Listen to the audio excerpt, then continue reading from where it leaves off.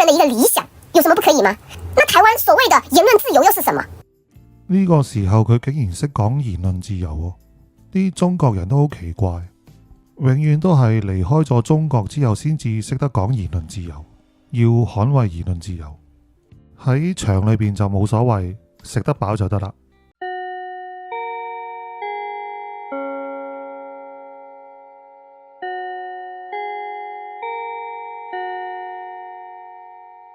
大家好，我係阿 Kim， 一個移民嚟台灣差唔多4年嘅香港人。呢個頻道會不定時咁更新，請訂閱、按讚、分享同埋留言，多謝。我睇新聞，近幾年兩岸嘅滲透同埋反滲透認知作戰真係非常之精彩。可能阿習主席真係好想喺佢第3任總書記任期完結之前，即係2027年之前收拾台灣，完成佢所謂嘅中國夢。最近就有幾單關於統戰嘅爭議。首先就係國民黨立法委員傅崑萁冇得到中央政府嘅授權，就去咗香港同多名嘅官員傾合作，仲公然咁講話自己係代表台灣中央政府。咁樣同對岸傾觀光旅遊合作嘅話，同詐騙有咩分別呢？真係離晒譜喎。傅崑萁又因為呢一件事俾人翻舊賬，話佢上年4月去咗中國會見中共政協主席王滬寧，疑似係接受王滬寧嘅指示喺台灣做統戰工作。你睇下佢笑得幾開心。第二單係馬英九嗰個基金會，上年11月邀請咗中國幾間大學幾十名嘅師生，包括乒乓波球手馬龍、楊善呢啲人，喺佢哋進行為期9日學術交流嗰陣時，有中國學生祝賀中國台北隊喺12強棒球賽嗰度攞咗冠軍，引發咗爭議。政府就話要禁止嗰啲學生再嚟台灣。馬英九佢冇維護國家主權尊嚴不特止，仲叫賴清德唔好同啲年青人計較。第三單係中國外長王毅發表咗台灣唯一嘅稱謂就係中國台灣省嘅言論。咁某啲台灣嘅藝人就一如以往啦，立即飛撲出嚟轉發表忠。呢種玩法之前都玩過幾次㗎，我都有拍片去討論。但因為佢哋都係台灣人，有台灣身份證，本國人受言論自由嘅保障，台灣政府都唔可以對佢哋有啲咩實際嘅處罰。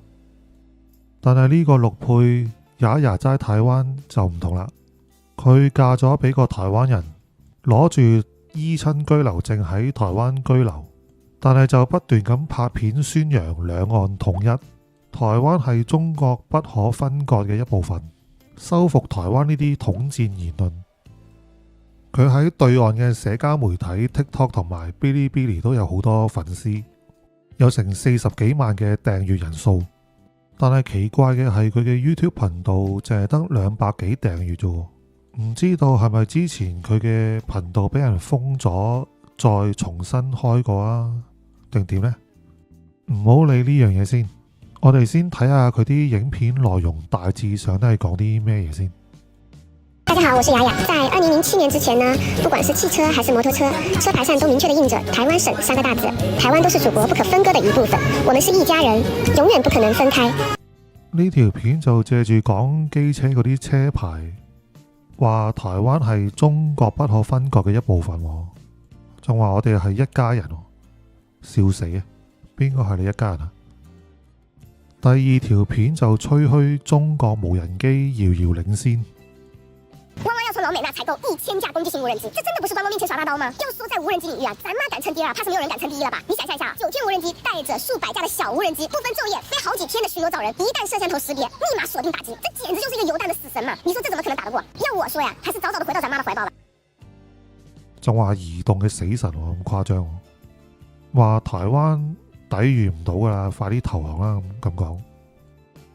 真係咁勁嘅話，晨早就俾咗呢啲無人機佢契哥普京打爆烏克蘭啦。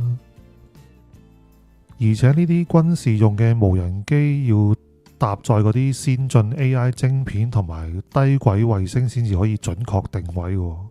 中國哪有晶片？第3條片係鬧閩南郎嘅。就是這人的道德品質能壞到這種程度啊！真的重新讓我認知了一下人性的一個底線。因為我認為愛國啊，它是每一個中國人應盡的本分，也是流傳在我們血脈中的基因。這個米蘭蘭，他突然在油管發布的所謂的統戰紀錄片，大肆的抹黑大陸和兩岸交流的活動，無非就是想給綠綠地的投名狀嘛！啊，真的，總之呢，多行不義必自斃。我相信啊，他這一個人的行為終將會得到嚴懲。他想利用這個機會去破壞兩岸人民的感情，破壞兩岸青年的良好交流。而且綠娃本身就總是在不斷的設法從兩岸交流的過程中去找攻擊點，他們的目的就是想讓兩岸斷絕所有的交流，統一是大勢所趨，當前的交流多一點或者是少一點都不會動搖大局。閩南郎陳柏元之前棄暗投明，同網紅八囧拍咗2集紀錄片，揭露咗好多中共點樣統戰啲網紅嘅手法。也就痛罵佢係背叛者。最近也終於都俾民眾舉報佢啲片內容有問題，移民署就請咗佢去傾偈。呢個也仲好天真咁以為只係簡單咁傾下偈，了解下情況啫。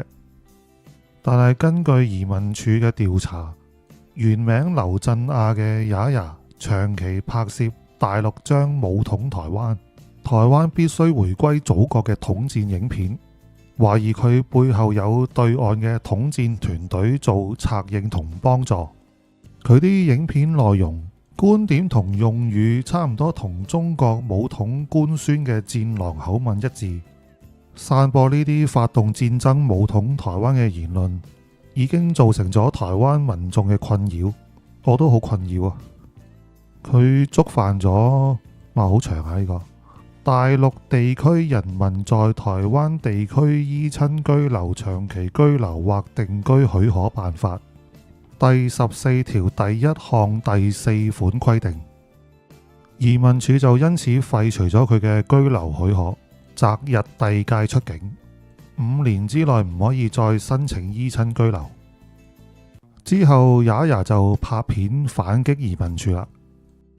在他們問我的同時，我就有那麼一點疑惑啊！來之前不是說只是了解一下情況嘛，核對一下視頻的問題，怎麼現在會變成這種盤問？於是我就問工作人員，如果視頻內容有問題，為什麼會是移民署來調查我？他說因為我們大陸配偶過來都是透過移民署的，然後有人打電話去移民署投訴啊，所以他們才聯繫我。但是在我流量最鼎盛的時候，我都沒有選擇變現，而是把賬號拿來宣傳兩岸一家親，這是我個人的一個理想，有什麼不可以嗎？那台灣所謂的言論自由又是什麼？而且我也確實是發自內心的為我祖國強大而感到驕傲。台灣早在1945年就回歸中國了，所以台灣就是中國的，這是事實，也是國際共識。呢個時候佢竟然識講言論自由喎，啲中國人都好奇怪，永遠都係離開咗中國之後先至識得講言論自由，要捍衛言論自由。喺場裏邊就冇所謂，食得飽就得啦。佢3番4次咁話要武統台灣，恐嚇台灣人。呢個係同言論自由無關嘅。要知道兩岸自1949年之後一直都係處於準戰爭嘅狀態，中共一直都話要收返台灣，唔排除使用武力，所以也嗰啲言論影響到社會安定，將佢趕返去中國就啱啦。等佢可以再重新咁感受下中國嘅強大同埋溫暖。好啦，今集就先講到呢一度，我哋一齊祝也一路順風，以後都唔好再返嚟台灣啦，拜拜。